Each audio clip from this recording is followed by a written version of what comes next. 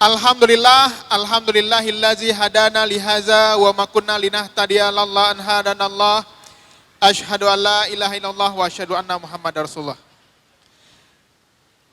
Yang saya hormati Babe dan Mas Azam, hari ini teman-teman, ini buku bukan saya sendiri, bersama istri saya tercinta Ibu Kisma Fauzia. Silakan berdiri. Nah, di depan orangnya nih, yang jilbab biru ya.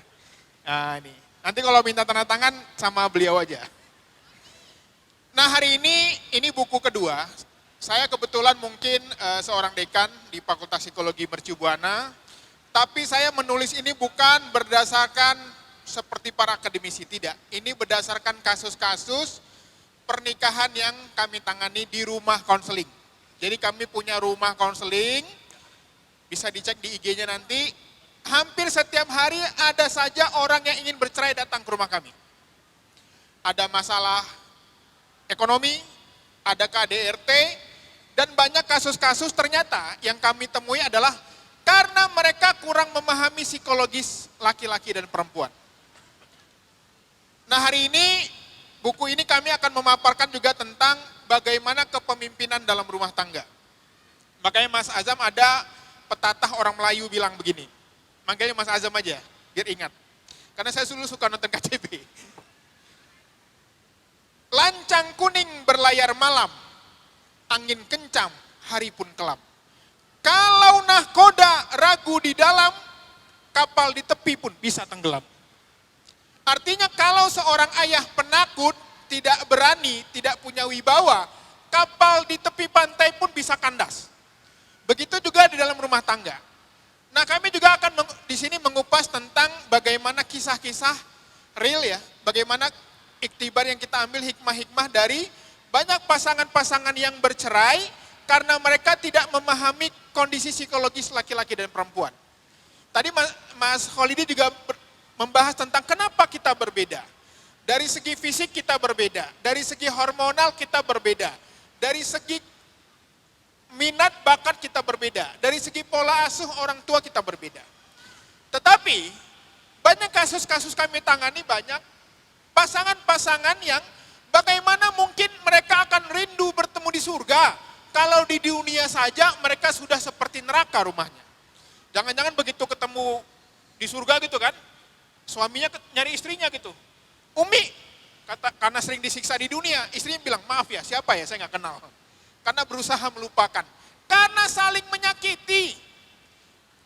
Ibu-ibu, ya, ingat nggak Bu, visi misi ketika ta'aruf menulis surat, panjang, menjadi istri soleha, setia, pekerjaan tidak masalah, begitu ya. Tapi kenapa begitu menikah, mertua dimusuhin, adik ipar dimusuhin, suami dibentak-bentak, anak dicubitin. Mana mimpi visi misinya itu? Bapak-bapak yang dulu datang ke rumah mertua mengangguk-angguk, membawa sesuatu, apalagi cium tangan, meminta dengan resmi, Bu, restui kami ingin menikah. Tapi kenapa beginiku menikah, banyak istri disakiti, dihina dan direndahkan. Mana janjinya itu? Nah, di buku ini kami membahas tentang seluk-beluk kenapa sampai pasangan bisa bercerai. Ini penting sekali karena ternyata banyak pasangan itu tidak memahami tentang kondisi biologis dan psikologis. Makanya banyak pasangan berantem di tanggal 20, tanggal-tanggal begini nih. Tekanan ekonomi yang berat membuat tekanan psikologis. Tahu nggak ibu-ibu sekalian kenapa banyak terjadi tekanan stres dalam rumah tangga? Karena terlalu banyak gaya. Nah, ini dalam teori fisika. Terlalu banyak gaya menyebabkan terlalu banyak tekanan. Kalau mau mengurangi tekanan, kurangi gaya.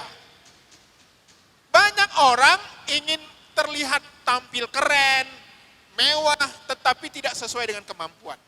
Bahkan ada satu kasus keluarga klien kami yang dia itu setiap hari berantem karena mereka lelah, tidak pernah liburan, tidak pernah jalan-jalan, tidak pernah makan di luar, karena gajinya hanya habis untuk membayar cicilan. Akhirnya mereka ingin bercerai. Ada lagi keluarga yang berantem selalu ingin bercerai karena apa? Karena sosial media. Nah ini, hati-hati.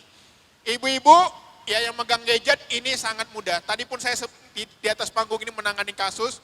Bagaimana banyak sekarang istri-istri yang mengkloning WA suaminya. Sherlock, wah dikit-dikit Sherlock. Apalagi video call. Bahkan kemarin ada teman saya Mas Azza baru pulang umroh. Dia bilang, Mas Iqbal, saya bingung. Suami saya, istri saya mengaudit, tadi doanya di depan Ka'bah apa? Doa pun dikloning. Doa pun diaudit karena posesif. Nah ini banyak akhirnya suami-suami yang tidak nyaman betah di rumah karena istrinya selalu marah, selalu kepo, selalu membuat dia tidak nyaman. Bahkan banyak sekarang istri-istri yang dulunya baik, tulus sekarang berubah menjadi ibu. Dia sudah punya ibu kandung, dia sudah punya ibu mertua, ditambah istri. Kemana? Awas, ngapain? Hati-hati.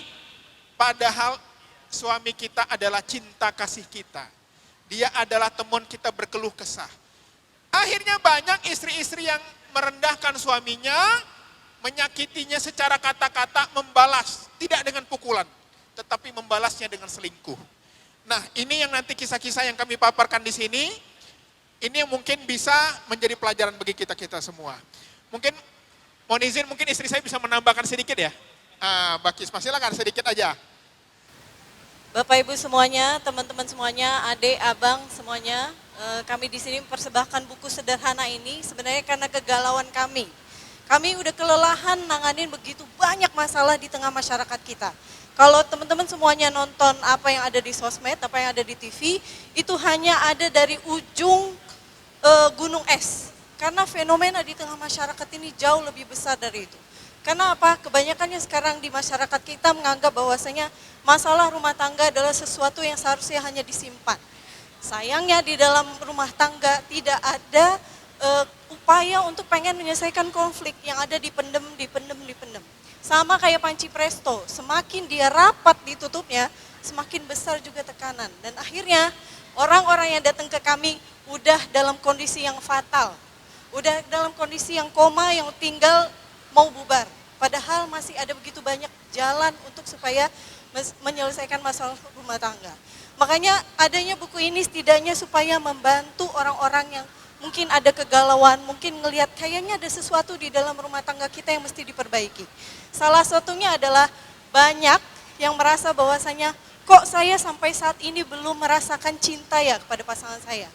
Udah punya anak, udah bertahun-tahun, belasan tahun bahkan, tapi masih meragukan, kok saya nggak merasakan adanya getar-getar cinta, nggak ada kerinduan.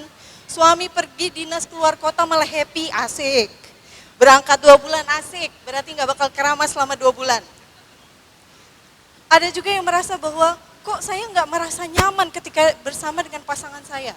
Berada satu ruangan dengan pasangan itu kayak berada bersama orang asing. Justru gak sabar untuk nelpon teman, atau yang paling parahnya adalah mencari kenyamanan dari rekan kerja. Ini catatan penting buat teman-teman semua yang bekerja, untuk yang para akhwat, seringkali ketika tidak merasa nyaman di rumah, tidak merasa didengarkan, maka dia akan mencari orang lawan jenis yang bisa menjadi tempat untuk curhat. Kami banyak menangani fenomena rumah tangga satu atap tapi beda alam. Percayakah teman-teman, ada orang yang baru menikah 3 tahun, tapi sudah 2 tahun belakangan tidak mau berbicara secara langsung. Semuanya dibahas lewat WA. Kenapa? Mereka bilang bahwasanya kalau saya bicara berhadapan, niscaya kita akan bisa perang. Jadi lebih baik lewat WA karena semuanya terdokumentasi. Inilah yang menyedihkan teman-teman. Yang parahnya lagi adalah begitu banyaknya penyimpangan perilaku dan termasuk juga penyimpangan seksual. Dan itu terjadi di dalam dinding-dinding rumah tangga keluarga Indonesia yang selalunya kita harapkan supaya bisa jadi baldatun thayyibatun wa rabbun ghafur. Tapi bagaimana kita bisa membangun sebuah rumah tangga yang visinya adalah akhirat kalau tiap harinya seperti neraka?